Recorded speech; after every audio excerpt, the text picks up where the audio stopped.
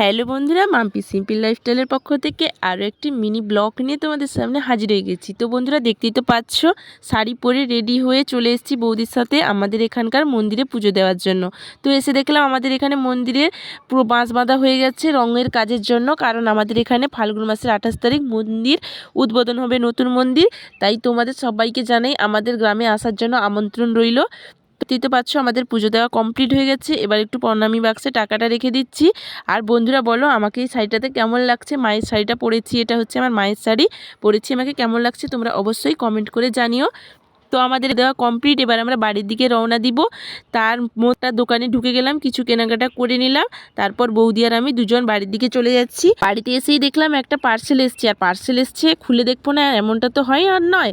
তার জন্য পার্সেলটা খুলে দেখলাম যে এর মধ্যে আমি নারকেল অর্ডার দিয়েছিলাম সেটাই এসছে। তো বন্ধুরা, ভিডিওটা এখানেই শেষ করছি। ভিডিওটি ভালো লেগে থাকলে অবশ্যই like, comment, share and subscribe.